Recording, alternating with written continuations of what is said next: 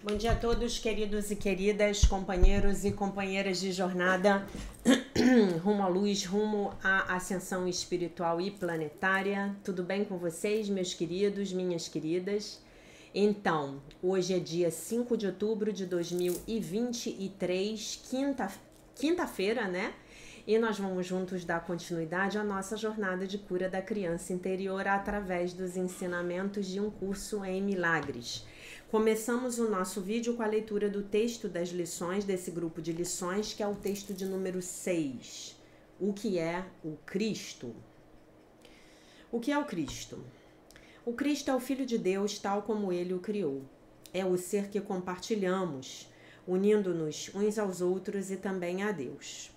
Ele é o pensamento que ainda habita no interior da mente, que é a sua fonte.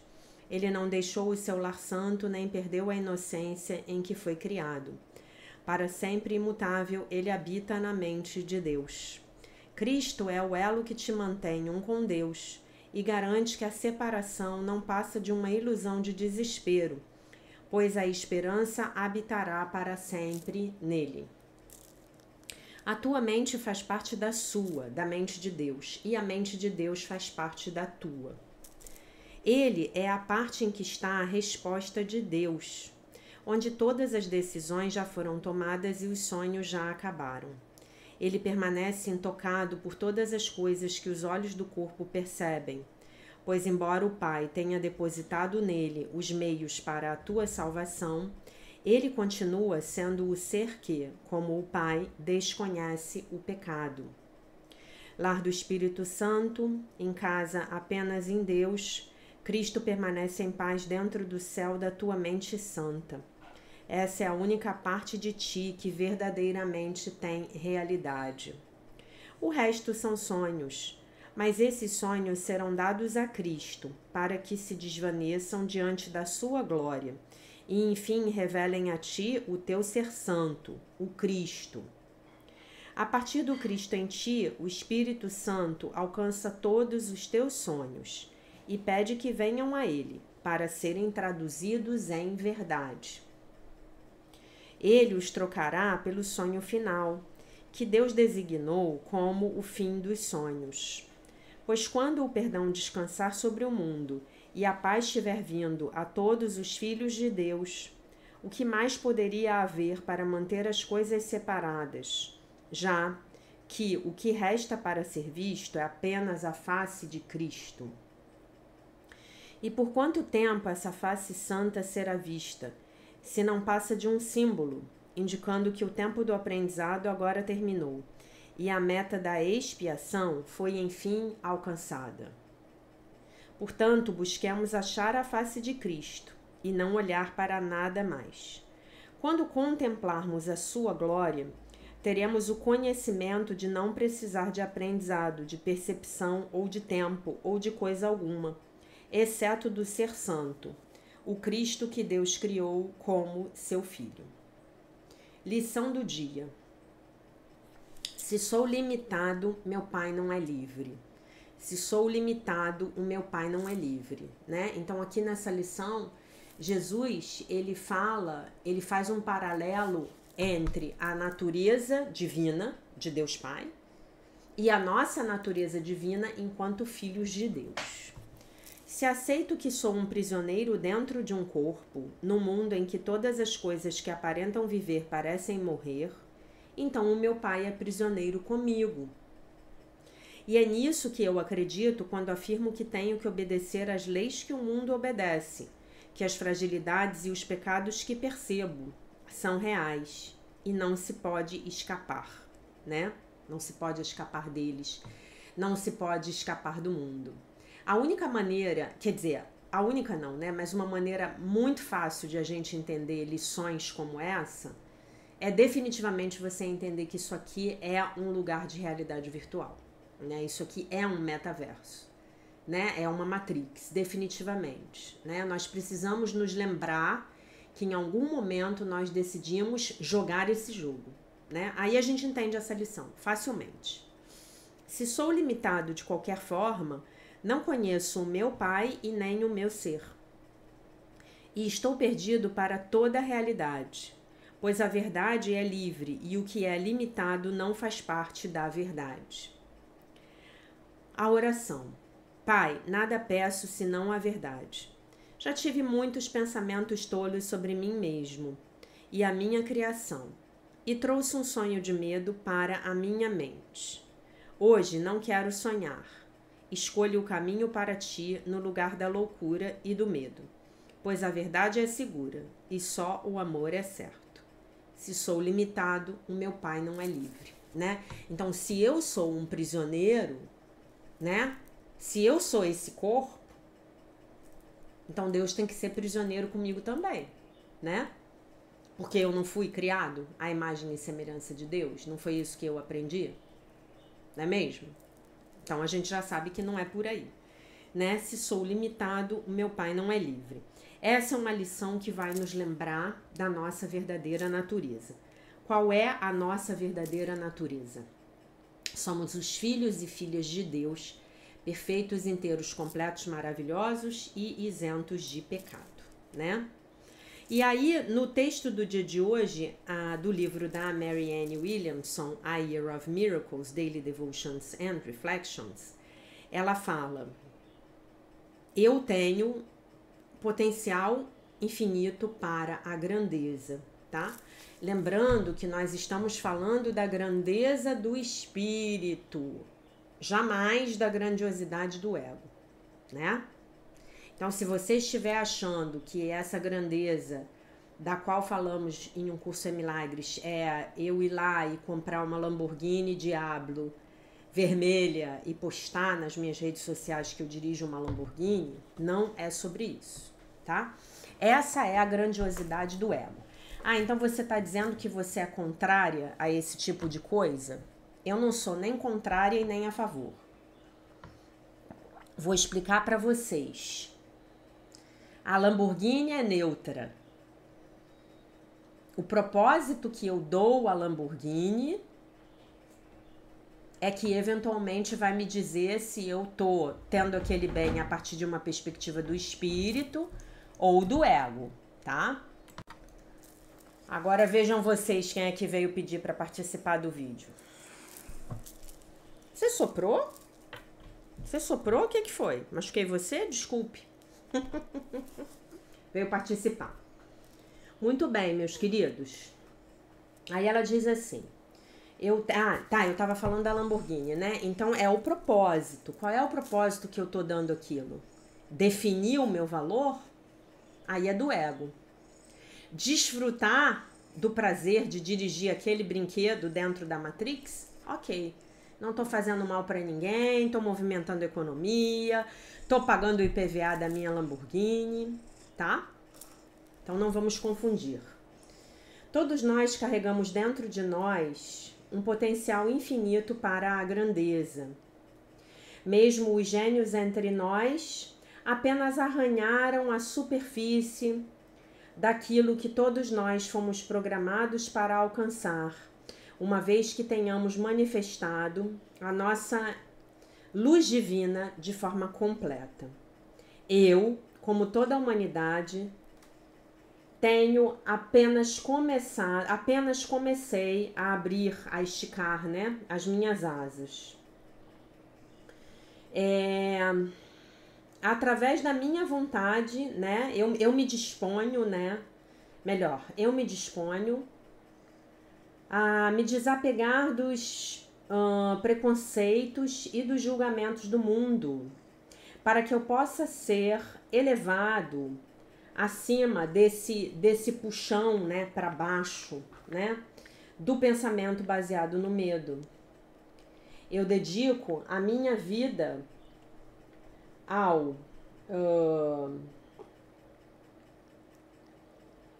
a essa busca, né, para evoluir para um estado de consciência mais elevado. Não apenas naquilo que eu penso, mas também naquilo que eu faço. E então, eu crescerei mais completamente no dia de hoje.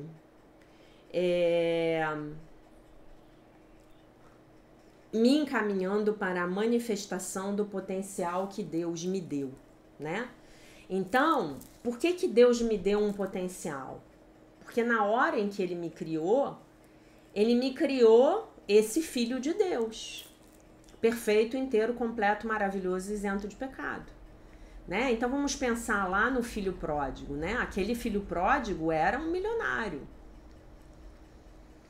Aquele filho pródigo, ele tinha tudo de maravilhoso na vida dele, porque ele era filho daquele pai maravilhoso. Então não tinha como ser diferente, tá bom? A oração. Hoje eu não sucumbirei aos pensamentos limitados sobre mim mesmo. Eu sei que através de Deus, que vive em mim, eu estou sempre no meu caminho para algo maior do que aquilo que eu conheci antes. O universo é um universo de aumento constante e eu sou uma criança do universo, tá? Então, eu tenho um infinito potencial para a grandeza. No dia de hoje, eu me lembro disso, né? E se isso é um potencial na minha vida, então eu posso buscar expandir a minha consciência de forma a alcançar resultados maravilhosos na minha vida, né? Eu agora há pouco eu estava conversando com uma amiga minha, que eu já falei para vocês sobre ela, que é a minha amiga advogada da Seichonoye, né? E a gente estava conversando, né, sobre as leis da prosperidade, né? E aí ela me falou uma coisa, né? Ela me falou, nossa, como a juventude hoje, ela não entende que primeiro precisa ser para depois fazer, para então ter. E que primeiramente precisa dar para então receber.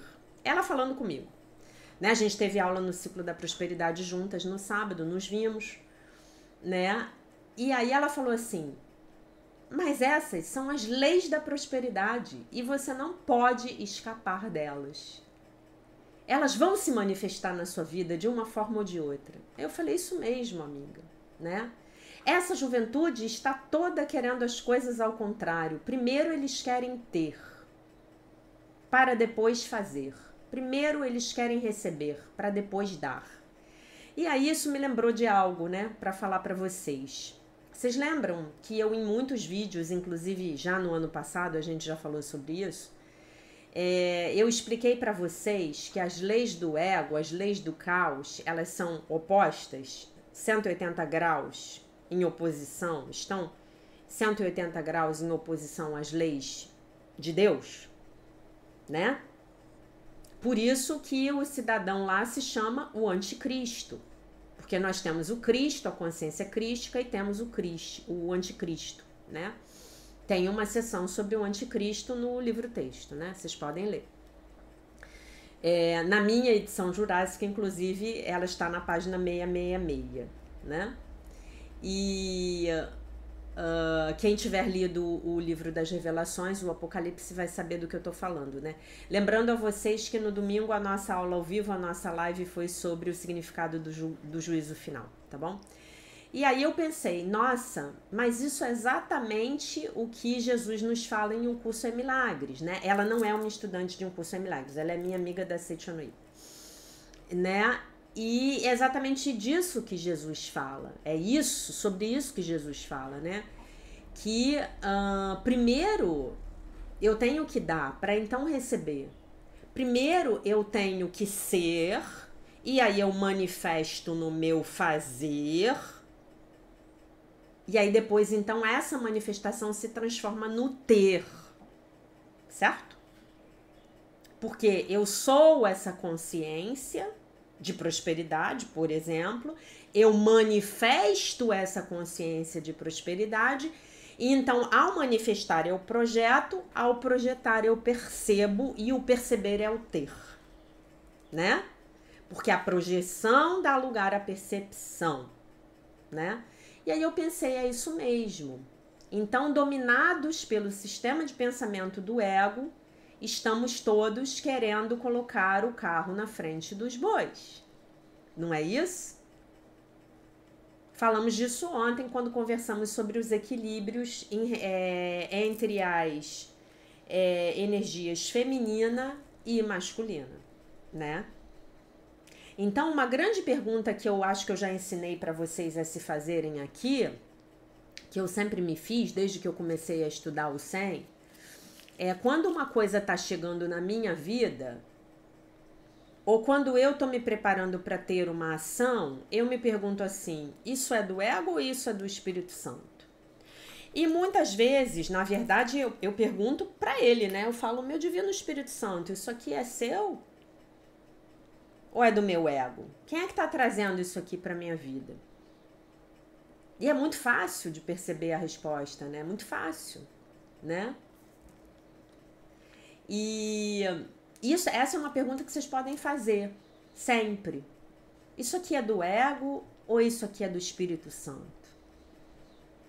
Em todas as decisões que você tomar, isso aqui é do ego ou isso aqui é do Espírito Santo? Olha só, você pode tomar uma decisão baseada no ego, mas tome-a conscientemente. Mas como, Jaque? Dá um exemplo. Vamos lá. Eu chego numa loja e eu já tenho 50 blusas. Mas eu vejo aquela blusa que é diferente de todas as que eu tenho. Esse é um desejo do meu ego. Eu vou querer ter a blusa de número 51.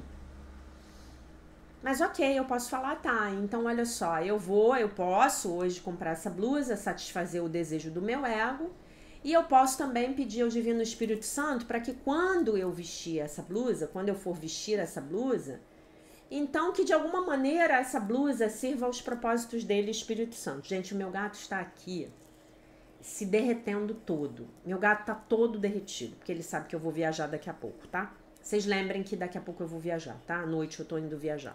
Então amanhã não sei que horas o vídeo sai, amanhã não deve sair vídeo, sábado não sei que horas os vídeos saem, tá bom?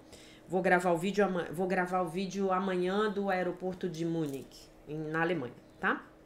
Muito bem. Se Deus assim permitir, se essa for a vontade dele, né? Porque eu não sei de nada da minha vida, ele que sabe. Ele que comanda tudo.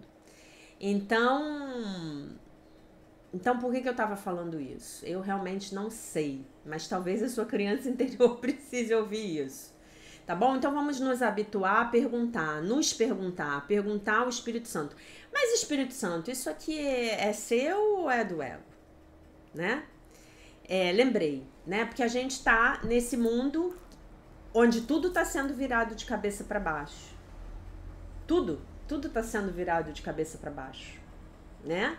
A primeira noção é de que o corpo comanda a mente, né? O que está acontecendo do lado de fora comanda a minha reação. Não, nada disso, né? Enfim, meus amores, eu tinha alguma coisa para dizer a respeito disso, mas eu confesso a vocês que eu me distraí, eu me esqueci o que era. Vocês me perdoem, tá? Deixa eu ver se eu tenho aqui alguma mensagem de vocês que eu quero ler. Eu acho que eu tenho alguma aqui. Deixa eu ver aqui.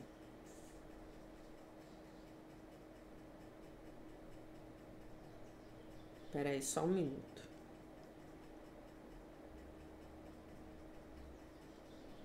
O pessoal ontem me desejou boa viagem, né? Muitas pessoas me desejando boa viagem. Eu agradeço a todas. Ah, achei a mensagem que eu queria ler. Elizabeth Odebrecht. Profa, boa noite. Fichas caindo aqui. Eu sempre tive pânico de engravidar também. O que será isso? Vou mais além. Tenho aflição ao ver as barrigas das grávidas que todos acham lindas. Eu também sempre tive aflição de barriga de grávida. Olha quantas fichas caindo, né? Então, o que eu digo para vocês...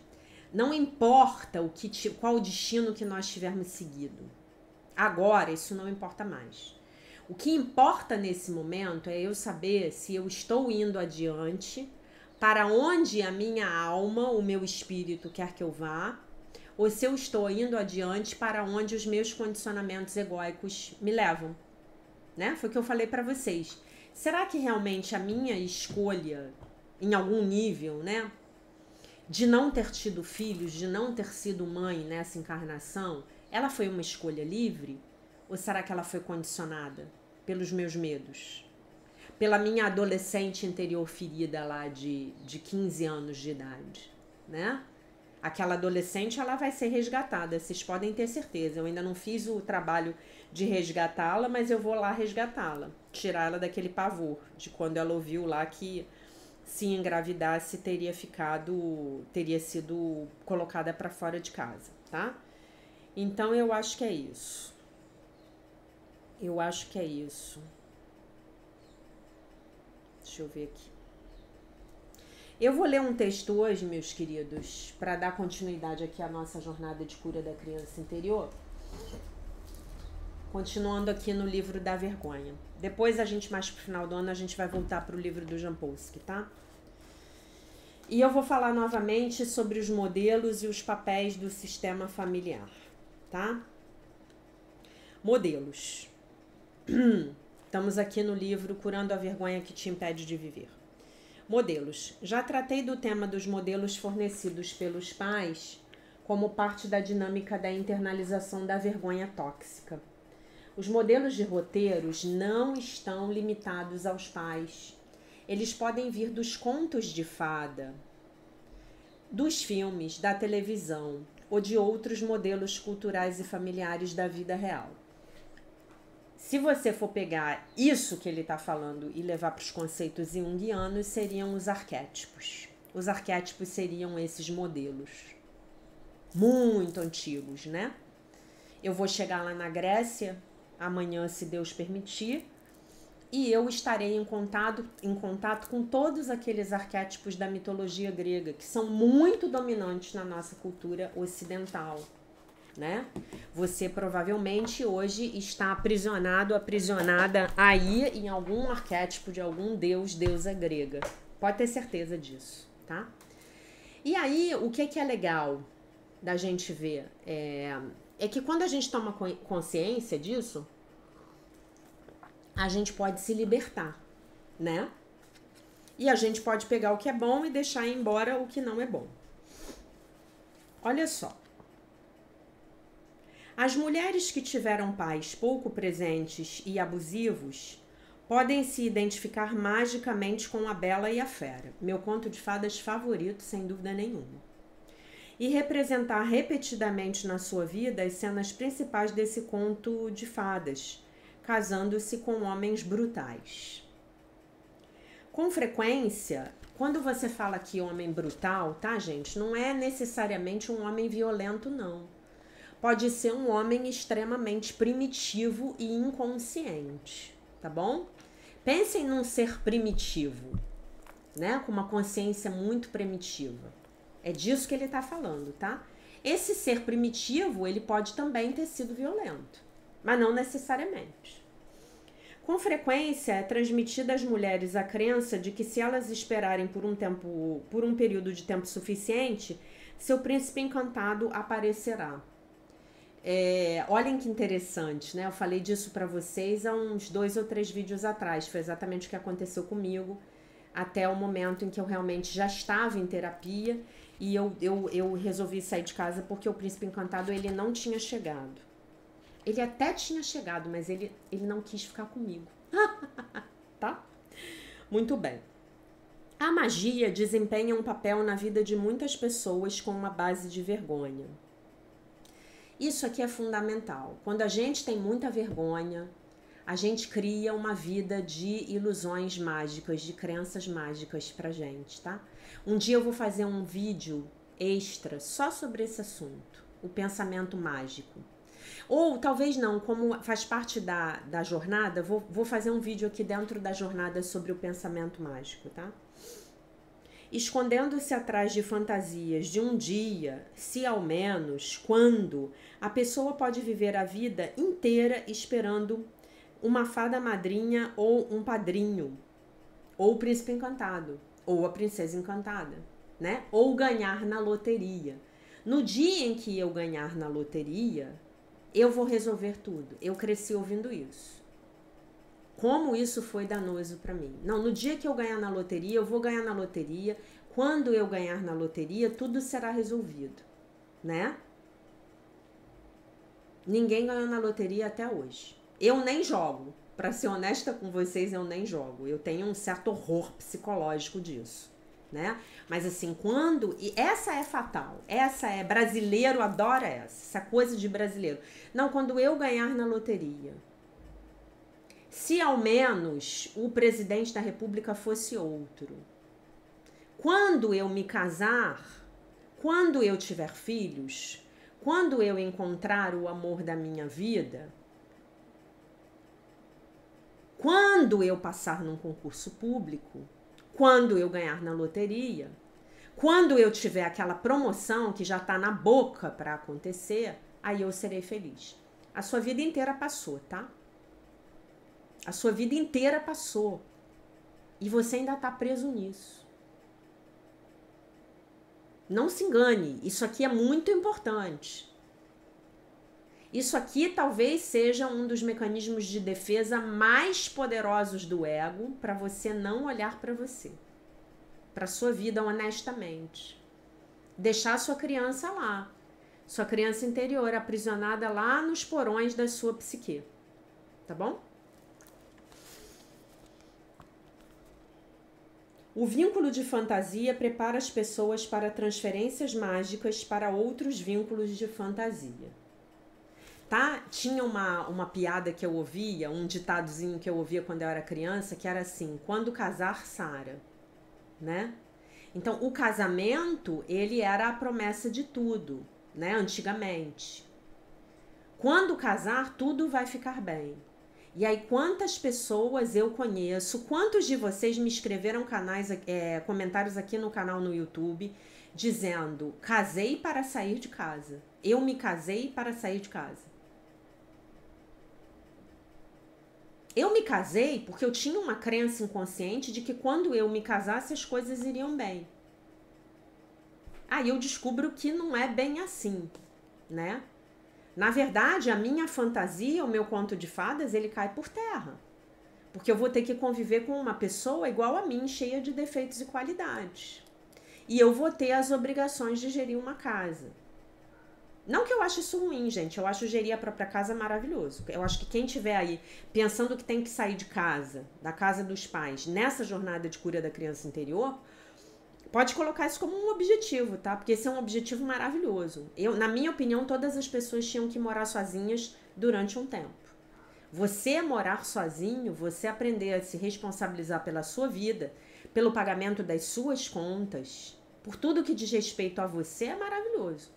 Você tem que cuidar da sua casa, você tem que providenciar a sua comida, você tem que pagar suas contas. Isso é maravilhoso, né? As experiências de vida. As experiências da pessoa ajudam a compartilhar o roteiro. O que acontece na família é um importante fator na formação do roteiro. Se a mãe é alcoólatra, exemplo, a criança poderá assumir o papel de ajudante ou de salvadora, né? Quando a criança recebe atenção e louvor por esse papel, este se torna um forte elemento na consagração do roteiro do Salvador. Eu assumi esse papel na minha infância, tá? Outra criança pode receber muita atenção quando está doente, e isso poderá contribuir para um roteiro que personifica uma doença que dura a vida inteira. As crianças que crescem numa família disfuncional com uma base de vergonha podem aprender a vivenciar a ansiedade e o sofrimento como modos de vida. Mais tarde poderão se sentir pouco à vontade se as coisas estiverem indo bem. Na semana passada, ouvi de uma pessoa a seguinte frase: eu só pertenço à minha família enquanto eu estou doente. Enquanto eu tenho problemas. Se eu vou bem, se eu tenho sucesso, se eu tenho saúde, se está tudo bem, a minha família de alguma maneira me exclui. Pense nisso. Pense em essa é a sua tarefa para o dia de hoje, a sua tarefa da jornada de cura da criança interior. Pense, observe quais papéis você tem que representar para pertencer ao seu sistema familiar. quais são os papéis que você obrigatoriamente tem que representar? Eu atendi um rapaz pela segunda vez agora na terça-feira, no Theta Healing. Eu atendi um rapaz não, ele já tá seus 60 anos. E ele tem uma boa situação financeira. E a questão que ele leva para o atendimento é que ele tem uma mãe com 90 e tantos anos que continua tentando obrigá-lo a sustentar o irmão mais velho que não quis fazer nada da vida. Então essa é a questão dele. Então ele chegou para mim a verbalizar a seguinte frase: às vezes eu tenho vontade de pegar a minha esposa, ele não tem filhos. Às vezes eu tenho vontade de pegar a minha esposa e sair do país e ir embora. Porque eu não vou ficar dando dinheiro pro meu irmão. Eu fui ver a minha mãe esse final de semana novamente, ele contando, e a minha mãe veio me dar boleto de conta do meu irmão para eu pagar. E ela diz para mim, a minha mãe, escutem isso, tá? Isso é o suprassumo do sistema de pensamento do ego. E a minha mãe diz para mim que eu dei sorte na vida, mas eu estudei muito, eu trabalhei muito, eu administrei o meu dinheiro, eu apliquei o meu dinheiro, eu multipliquei o meu dinheiro. Eu ajudo ela, eu pago o plano de saúde dela. Ela pegou parte da minha herança que eu tinha direito e deu tudo para ele. Porque ele não tem nada e ele não deu certo na vida. E assim, o homem num nível de revolta muito forte. Né? Por sorte ele tá indo lá toda semana. Estamos conseguindo lá, cada semana uma pessoa atende ele. E estamos conseguindo dar uma ajuda boa lá para ele, assim eu acho, né? Então, gente, olhem a que ponto nós chegamos. O homem tem 60 anos e a mãe de 90 ainda quer obrigar ele a desempenhar um papel que não cabe a ele. E outra coisa que eu vou dizer para vocês, a gente conversou sobre isso na live Karma, Reencarnação e a Sua Cura. Se você não tiver assistido, por favor, assista. Se ainda não tiver feito o Pix no valor mínimo de R$8 para mim, por favor, faça. Né? Quando eu estou ajudando uma pessoa inútil a continuar sendo inútil, a não cuidar de si, veja bem, essa pessoa não tem uma doença física, não tem um problema psiquiátrico, não tem nenhum tipo de incapacitação. Então, eu simplesmente ajudo você, dou dinheiro para você, pago as coisas para você. Eu estou prestando um desserviço ao seu espírito. O espírito quer que nós cresçamos. A independência, a autonomia emocional, financeira, psicológica, mental, física, são coisas que nós vamos precisar aprender nessa vida, nessa Matrix. O que é dependência emocional? O outro me larga e eu falo, eu vou me matar. Não tem jeito, a minha lição nessa vida é aprender a ser autônoma emocionalmente. Por isso que o outro me largou. Porque se o outro não me largar, eu não vou aprender. Por isso que o outro é o meu salvador. O outro é o meu salvador. O outro tá me mostrando onde eu tô fraca. É tipo assim, é como se eu fosse pra musculação. Aí eu chego lá naquela sala de musculação, todo mundo fazendo musculação, lá os meus colegas, aqueles homens maravilhosos, aqueles professores maravilhosos, e aí o cara vem desenhar a minha série. E aí ele vai falar assim pra mim, Jaque, você tá bem de perna, mas os seus braços estão fracos. Vamos fazer exercício para fortalecer esses braços. Então eu vou fazer musculação para fortalecer o braço. É isso que o universo está me dizendo. Ah, você é dependente emocional? Então eu vou pegar esse homem aqui, que tu tá se apoiando nele, que nem se ele fosse uma muleta, eu vou tirar ele da tua vida. A vida não perdoa. Então sempre que eu estou dando o peixe e não ensinando a pescar, eu estou violando as leis espirituais de Deus. Eu tô violando.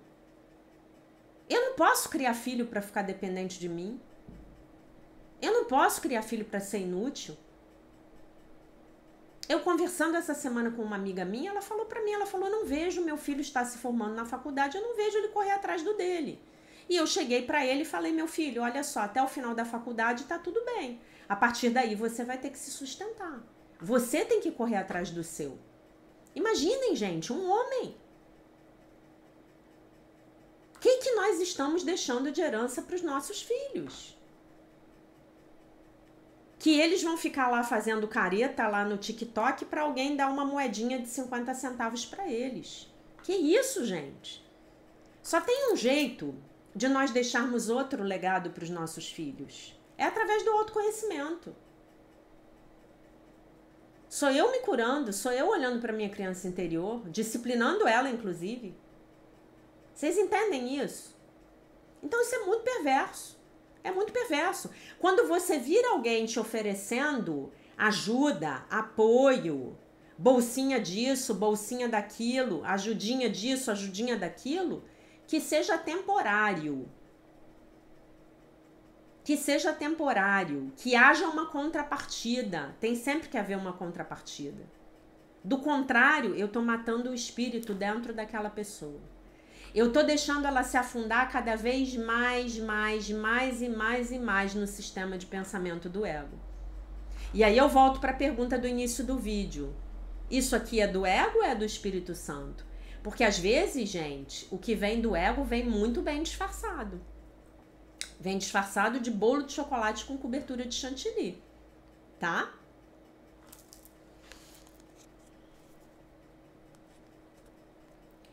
E aí eu vou ler o texto dos papéis do sistema familiar, tá?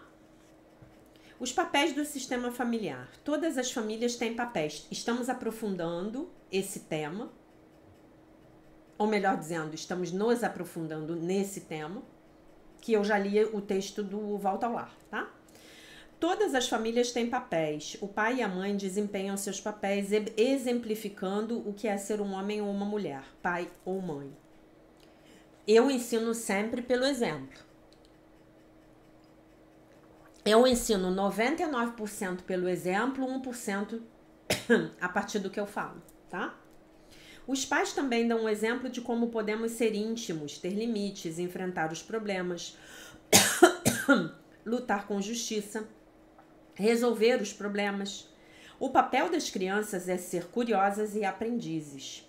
Os membros de uma família saudável têm papéis flexíveis. A mãe pode ser a heroína, porque fez um bolo especial. A filha pode assumir esse papel quando se oferece para lavar a louça. O filho se torna o herói quando nota a fumaça que está saindo do fogão e evita um incêndio.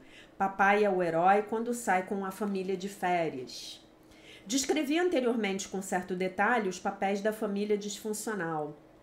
Pergunte a si mesmo, como funcionei na minha família? Que papel eu desempenhei para manter a família unida? Que papel hoje, se eu parar de desempenhar, eu vou ser execrado e excluído da família? O exemplo desse rapaz que eu atendia. Se ele para de desempenhar o papel de salvador lá do irmão, essa mãe não quer saber disso. A mãe xinga ele de egoísta, a mãe chora, a mãe faz chantagem emocional, a mãe diz que ele tem que pagar as coisas pro irmão porque ele tá bem e o irmão não tá. Mas vejam, esses eram 4 filhos, um faleceu. Esses 4 filhos tiveram as mesmas oportunidades, estudaram nas mesmas escolas, ganharam os mesmos bens materiais. Por que o bonitão lá não quis cuidar de si? Porque provavelmente foi criado para assumir um papel narcisista na família. Então ele acha que tudo é devido a ele, ele tem que receber, ele é o rei da cocada preta, todos trabalham para dar as coisas para ele, pagar para ele, né? Prover para ele. Descrevi anteriormente... No nosso Centro para a Recuperação de Famílias em Houston, descobrimos um grande número de papéis do sistema familiar, além daqueles papéis que analisei anteriormente. Alguns dos outros papéis são pai ou mãe do pai, pai ou mãe da mãe, amigo do pai ou da mãe.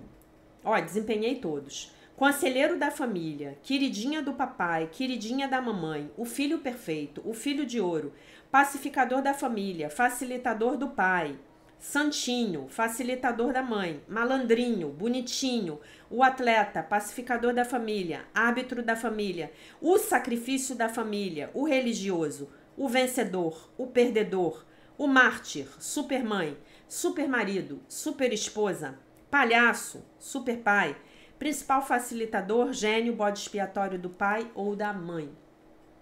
Máscaras, papéis. Me identifico aqui com vários, pelo menos uns 10 daqui eu desempenhei. Sempre fui a palhaça da família, como vocês podem imaginar, né? Seria cômico se não fosse trágico, né?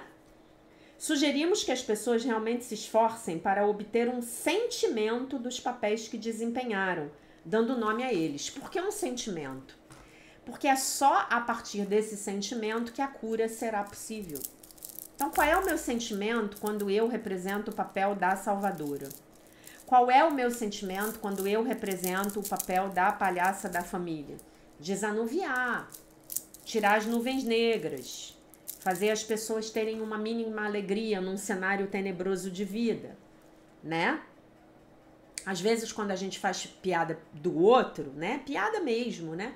Coisa que eu, graças a Deus, não faço mais, mas quando a gente tá rindo às custas do outro, a gente se sente menos mal com a nossa vida, né? Eu tenho que abrir mão disso, isso não é real, né? Você poderá descobrir que representou vários papéis, sim, todos nós. Cada um encerra um sentimento profundo e esse sentimento permanecerá com você mesmo, até que você desista dele. Você pode ter sido o bebê, você era bonitinho e logo se tornou o mascote da família. 2 anos depois, o seu irmãozinho nasceu e tomou o seu lugar. Ai, que tragédia! Você reterá o sentimento profundo de ser uma mascote. É importante salientar que quando desempenhamos um papel, desistimos do nosso eu verdadeiro e autêntico. O papel é o falso eu. Quando eu represento um papel, eu estou pegando uma estrada para longe do meu ser real.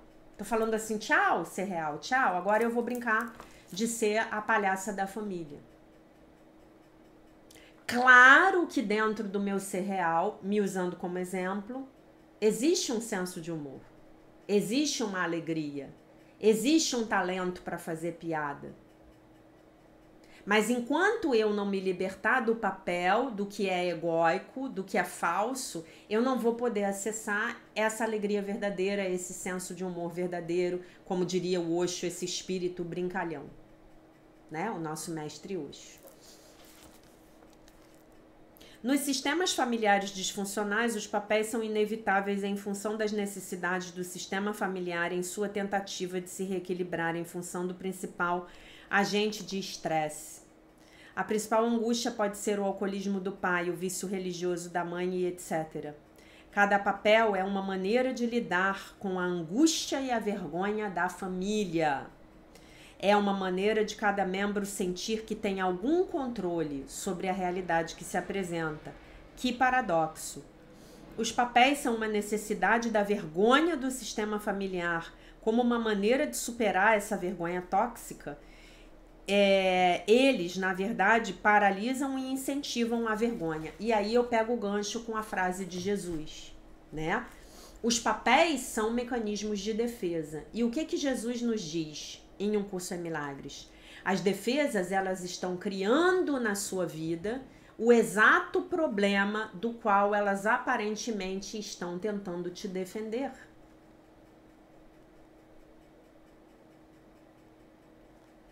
Se você não assistiu a live das defesas, a aula ao vivo, assista.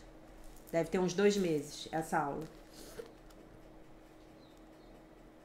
Tá? Então é exatamente isso que Jesus nos fala em Um Curso em Milagres. Aquela defesa que você tanto ama, que aparentemente está te protegendo do ataque, como você está muito defendido, você está atraindo o ataque em função dela, tá?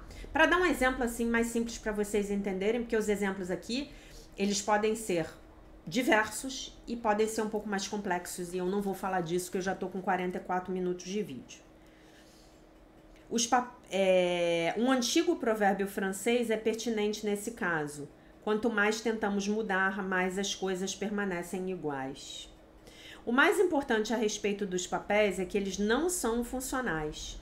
O fato de eu ser um herói nada fez para modificar o meu sistema familiar baseado na vergonha. Não fez, ele tá falando dele, Bradshaw. O fato de Max, aquele que a gente contou a história dele há uns 2 meses, representar os seus papéis de bode expiatório de criança perdida, em nada alterou a disfunção do seu sistema familiar. Na verdade, esses papéis, eles nos ajudam a sobreviver quando a gente não sabe fazer nada melhor. Então, a gente tem que agradecer por eles. Eles me ajudaram a sobreviver naquele ambiente de uma vergonha tóxica. Nossa, era muita vergonha tóxica. Eu tava atolada em vergonha tóxica até o último fio de cabelo. Então, eles lá me ajudaram a sobreviver. Hoje, eles não nos servem mais, né?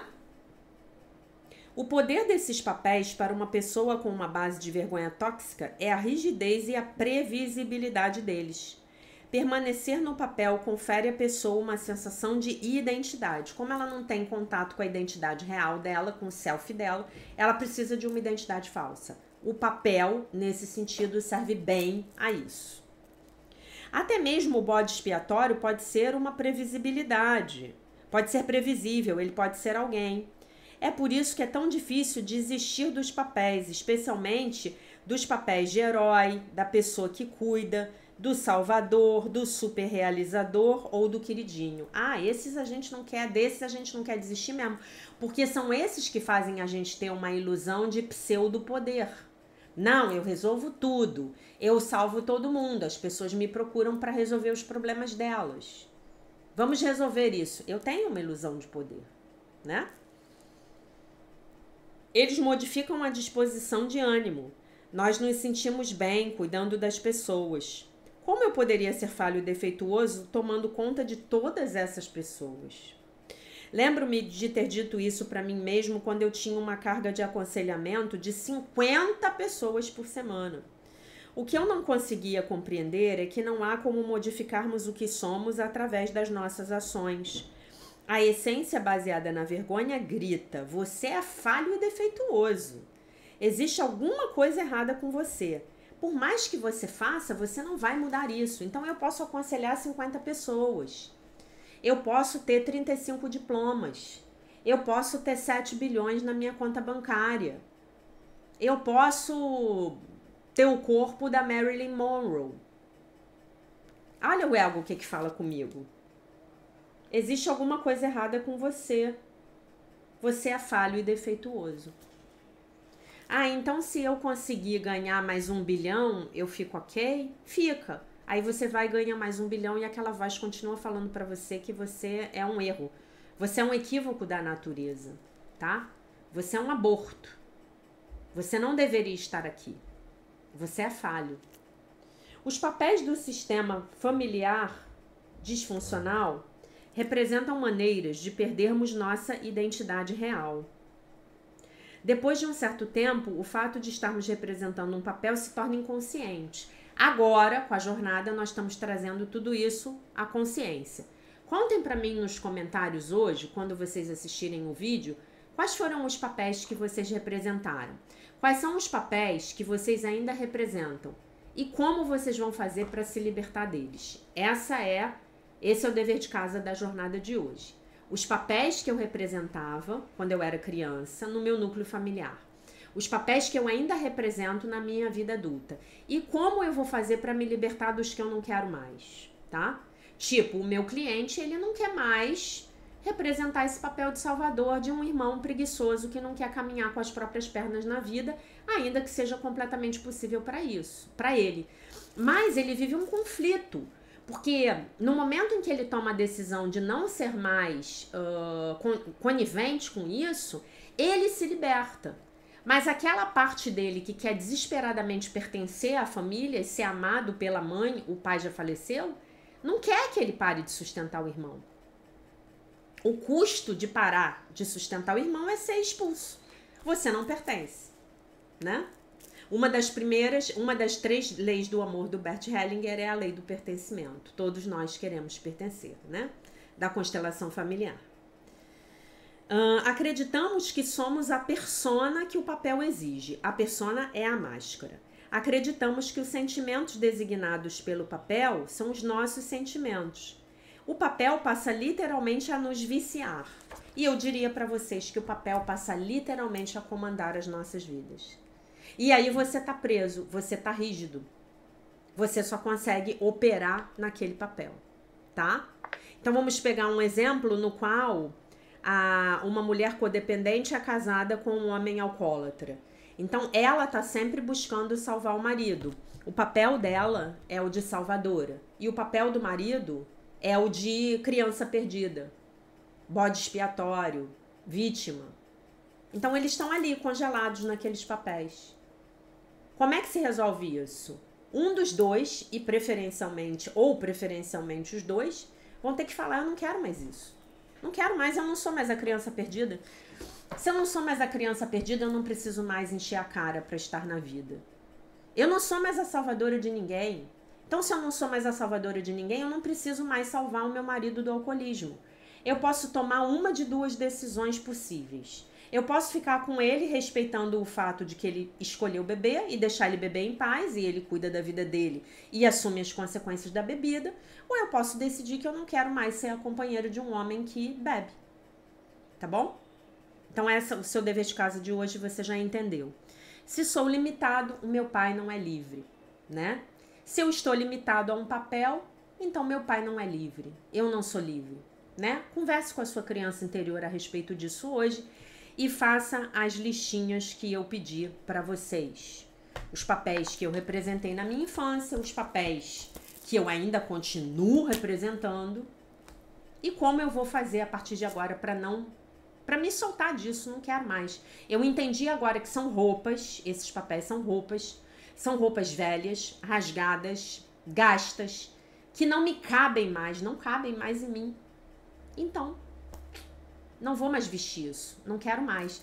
Dia após dia eu vou me conscientizar sempre que eu estiver entrando nesse papel e eu vou abrir mão disso. Na hora que eu estiver entrando nesse papel, eu vou tomar consciência e vou falar: não quero mais agir assim, não sou mais assim.